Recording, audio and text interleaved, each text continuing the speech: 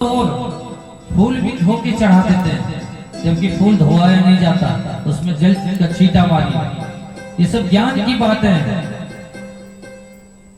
ज्ञान में बहुत कम भीड़ रहेगा। जहां प्रभु की चर्चा होगी ना, वहां भीड़ नहीं होगा। यही तो कलियुग का प्रभाव है। कलियुग में कथा श्रवण करने वाले बहुत कम लोग रहते हैं, और वही लोग आते हैं जो भगवान चाहता है जिसको, वही लोग आते हैं। कथा में सब कोई नहीं आ सकता। डीजे में डांस करना तो फिर भीड़ का कमी नहीं रहेगा, फिर भीड़ पूरा रहेगा, क्योंकि डांस करना है। लेकिन कथा में नहीं। क्यों? क्योंकि क्या सुनेंगे, पंडित जी तो बोलते रहते हैं। अरे एक एक चीज को अगर आप अपने जीवन में उतारेंगे ना, तो आपका कल्याण होगा, आपको फल मिलेगा। हम तो जो जानते हैं, भगवान ने जितना ज्ञान दिया, जितना विवेक दिया, उतना कोशिश करते हैं बांटने का। अगर आप ले लेंगे और आप अगर उस पर चलेंगे, तो आपका कल्याण निश्चित है, इसमें कोई जरा सा भी किंतु परंतु नहीं। अब अभी हमने बताया कि भोलेनाथ को सिंदूर नहीं चढ़ता।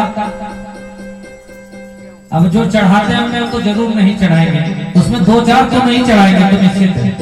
तो सुधार हुआ ना, तो सुधार इसी तरह होता।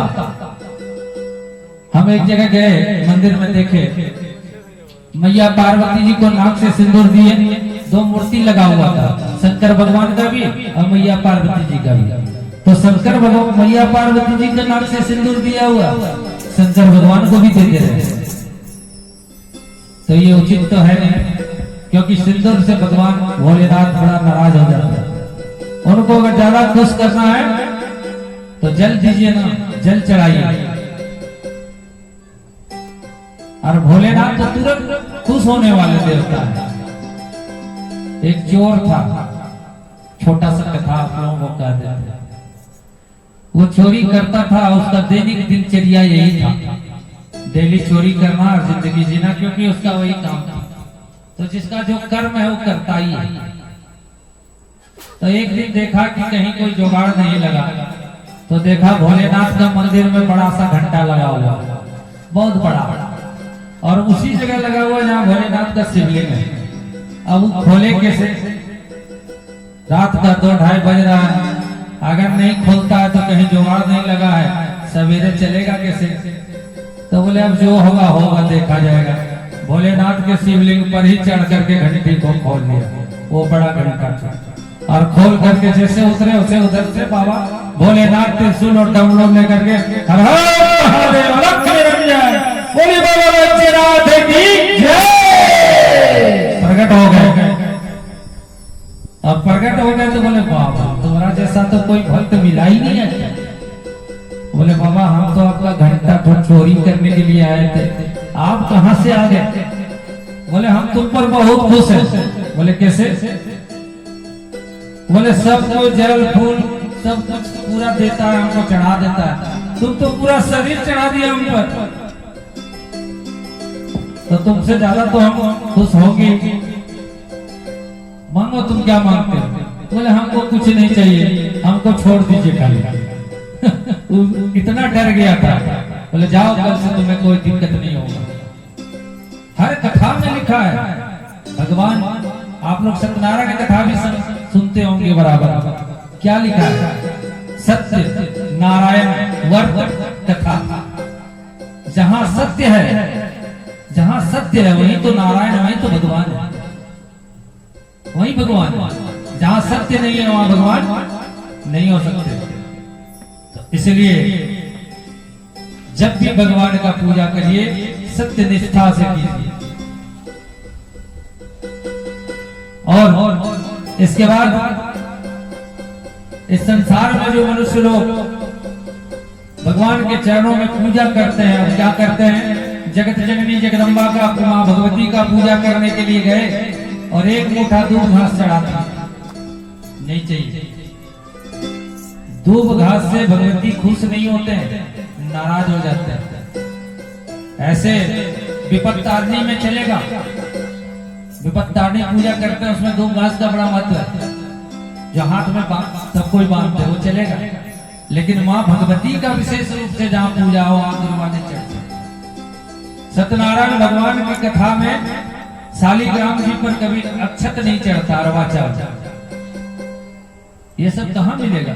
जब तक जानेंगे नहीं, बस चढ़ा के चले आए, जो फल मिलना चाहिए वो भी नहीं मिला, और ऊपर से भगवान नाराज होकर के हमको कुछ नहीं दिए, क्रोधित भी हो गए। क्योंकि अगर आपको आलू का सब्जी अच्छा नहीं लगे और माताएं लोग अगर बना के डेली आपको वही खिलाए तो कैसे लगेगा? बोलिए, गुस्साएंगे क्या नहीं? तो बस उसी तरह है, जो जिस देवता को नहीं चाहिए उसी को बार बार आप ले जाके दे रहे हैं, तो गुस्सा तो स्वाभाविक है, इसमें कोई संदेह नहीं। तो इसलिए मनुष्य को कर्म करने से पहले अपने आप को समझना चाहिए कि हमें क्या करना चाहिए। बहुत सारे लोग मंदिर जाते हैं तो चप्पल पहन के जाते हैं पूजा करने के लिए। जितना मंदिर में बाबा पर ध्यान है उससे ज्यादा चप्पलवा पर ध्यान है कि मेरा चप्पल तो कोई चोरी। आप चप्पल पहन के जाइए ही मत, नहीं जाना चाहिए। अगर मंदिर जा रहे हैं आप तो खाली पैर, लेकिन नहीं हो पाता, संभव नहीं है, सब कोई नहीं, लेकिन जाते हैं, अभी भी बहुत सारे लोग जाते हैं, क्योंकि भाव से भगवान का पूजा होता, भक्ति से भगवान का आराधना होता। क्योंकि आप लोग बाबा बैजनाथ धाम जाते होंगे और कांवरिया का जो 105 किलोमीटर 10 किलोमीटर चलता पैदल, कौन चलाता? अभी यहाँ से गोविंदपुर किसी को बोलेंगे, गोविंदपुर अगर पैदल जाएंगे तो हालत खराब हो जाएगा, लेकिन खाली पांव सुल्तानगंज से चल करके बाबा बैजनाथ के दरबार तक आते हैं। आते हैं क्या नहीं? कौन लाता है? हम अपना शक्ति से नहीं आते, बाबा का कृपा से आ जाते हैं। और उसमें भी एक मंत्र जपता है, उसमें बोल बम कहते हैं ना, बोल बम। और बम क्या है? भगवान का ही नाम है, भोलेनाथ का ही नाम है। इसलिए उनका नाम में शक्ति है, राम के नाम में शक्ति है। और भगवान जहां राम जी हैं वहां ही शंकर है, और जहां शंकर है वहां राम है। और राम का विरोधी को शंकर भी नहीं बचाएंगे, और शंकर का विरोधी भी राम को नहीं बचा सकता, किसी को नहीं। शंकर सहस विष्णु तो ही सकहि निराग राम कर दो। सहस्त्र शंकर, हजारों शंकर भगवान भी अगर प्रकट हो जाए, लेकिन राम का द्रोही को नहीं बचा सकता। आइए हम लोग थोड़ा भगवान राम का भी गुणगान कर लेते हैं, क्योंकि बहुत दिनों के बाद अगले साल ही अयोध्या में भगवान राम जी पधारे। राम सिया राम सिया राम जय राम राम राम सिया राम सिया राम जय जय राम सिया राम सिया राम जय जय राम सिया राम सिया राम जय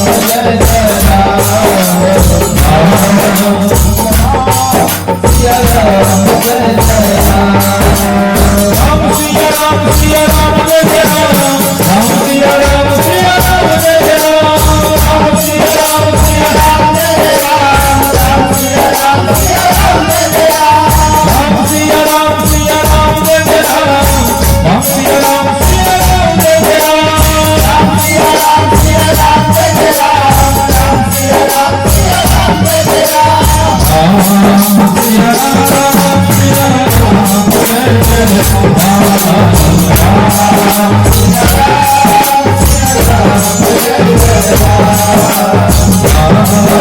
Yeah.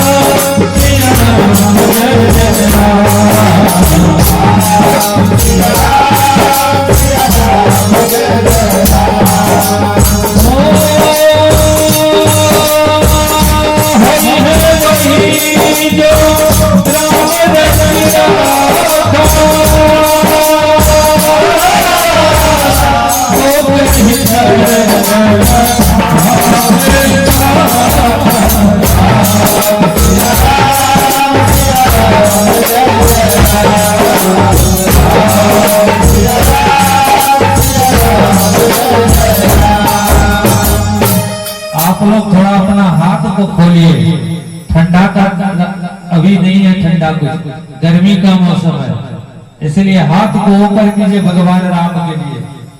राम सिया राम सिया राम जय जय राम, राम सिया राम सिया राम जय जय राम, राम सिया राम सिया राम जय जय राम, राम सिया राम सिया राम जय जय राम। इधर तो ठीक है, थोड़ा थोड़ा आप लोग साथ दे रहे हैं, लेकिन उधर दूर में बैठे हम तो यहाँ से देख रहे हैं, यहाँ से दिखाई पड़ रहा। आप लोग भी अपना हाथ को उठाइए, देखिए हमारे लिए नहीं, हम कौन होते हैं आप लोगों को ताली बजाने वाले अपना नाम से, भगवान के लिए तो बजा सकते हैं ना। आम के रस को इंग्लिश में क्या कहते हैं? जूस कहते हैं। आम के रस को इंग्लिश में जूस कहते हैं। और कथा पंडाल में आकर के जो भक्त तालियों का सेवा न दे उसे क्या कहते हैं? कंजूस। उसे महाकंजूस कहते हैं। बोले रामचंद्र भगवान की। तो मेरा साथ देंगे ना आप लोग राम जी के लिए, तो अपना हाथ ऊपर कीजिए भगवान के लिए सभी कोई, और गाइए राम सिया राम सिया राम जय जय राम, राम सिया राम सिया राम जय जय राम, राम सिया राम सिया राम जय जय राम, राम सिया राम सिया राम जय जय राम, राम सिया राम सिया राम जय जय राम, राम सिया राम सिया राम जय जय राम, राम सिया राम सिया राम जय जय राम, राम सिया राम सिया राम जय जय राम, राम सिया राम सिया राम जय जय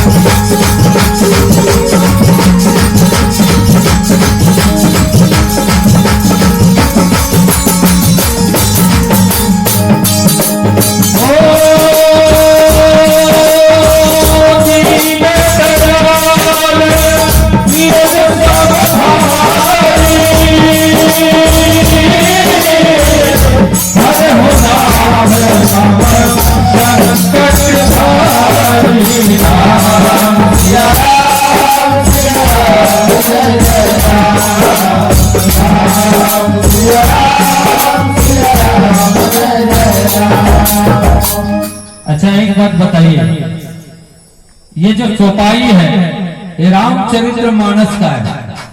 आप लोग पढ़ते हैं कि नहीं? कोई रामचरित्र मानस पढ़ते हैं तो चौपाई है क्या नहीं?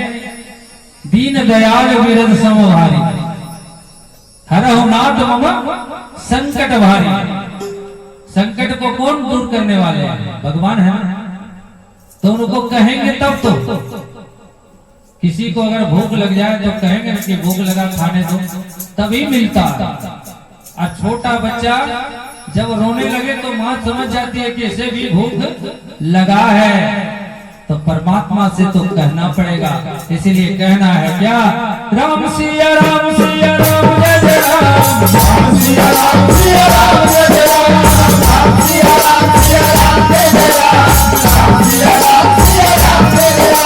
राम सिया राम सिया राम जय जय राम, राम सिया राम सिया राम जय जय राम, राम सिया राम सिया राम जय जय राम, राम सिया राम सिया राम जय जय राम, राम सिया राम सिया राम जय जय राम, राम सिया राम सिया राम जय जय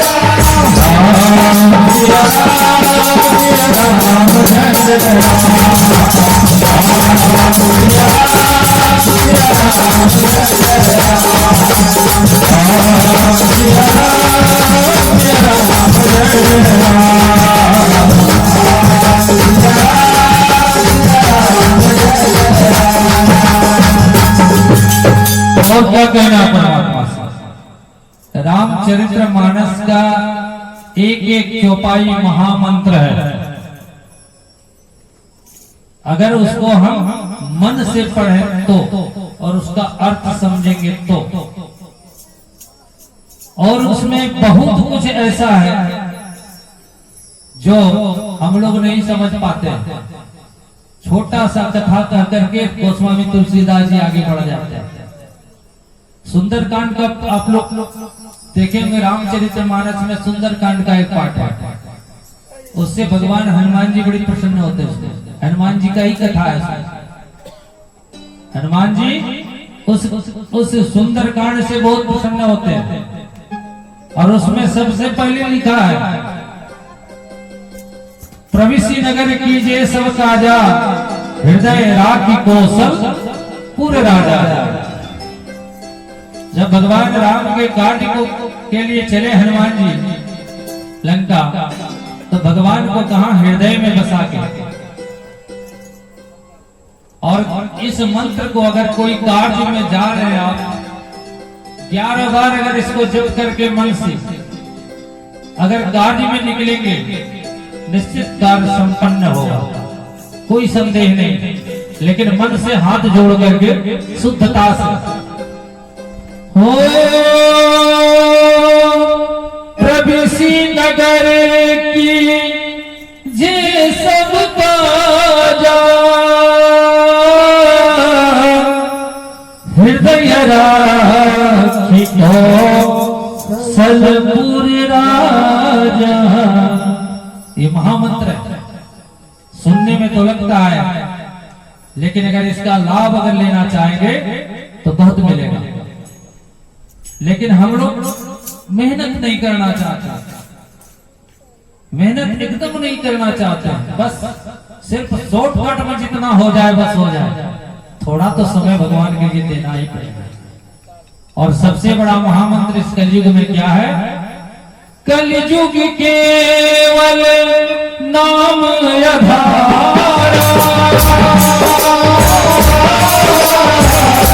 तुम्हारी सुमरि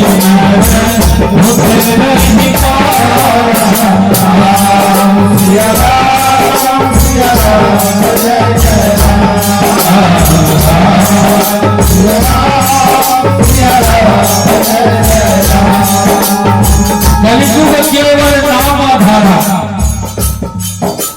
उत्तरकांड में बाबा तुलसीदास जी लिख देते हैं कि कलयुग में तो सिर्फ नाम लेने से मनुष्य का जीवन का नैया बेड़ा पार हो सकता है। लेकिन कैसे नाम लेना चाहिए?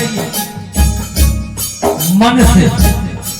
ऐसे नहीं राम राम राम राम करिए, मुख में राम बगल में नहीं चलेगा, मन से। और आप लोगों के लिए हम कह देते हैं, सब भक्तों ने लीला लगाई, मेरी धीमी सुनो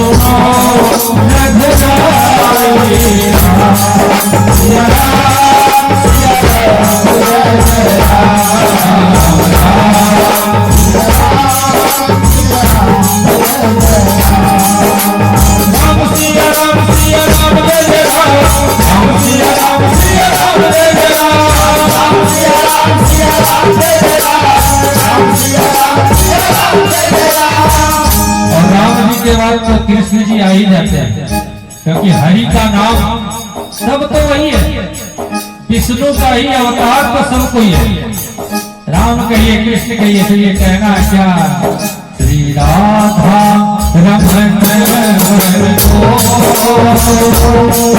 श्री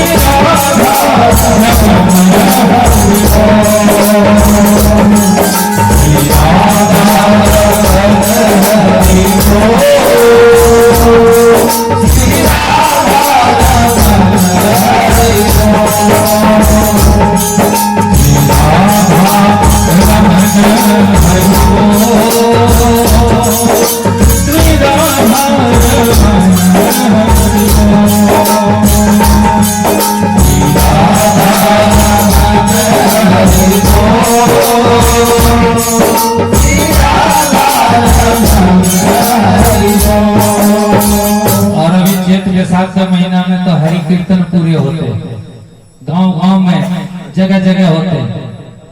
क्यों होते हैं?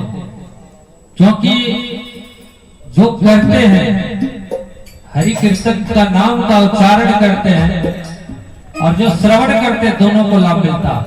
और वैसाख चैत्र किस पावन महीना में अगर हरि कीर्तन हो जाए तो इससे ज्यादा सुंदर और क्या हो सकता, इससे ज्यादा पुण्य का कार्य नहीं हो सकता। इसलिए हम लोग को भी आज इस व्यासपीठ से सबको गाना है, इस नेरों की पावन पुनित इस जगह से, इस बाबा भोलेनाथ के दरबार के सामने से क्या गाना है? श्री राधा रमन हरि बोल, श्री राधा रमन हरि बोल, श्री राधा रमन हरि बोल, श्री राधा रमन हरि बोल, हरि हरि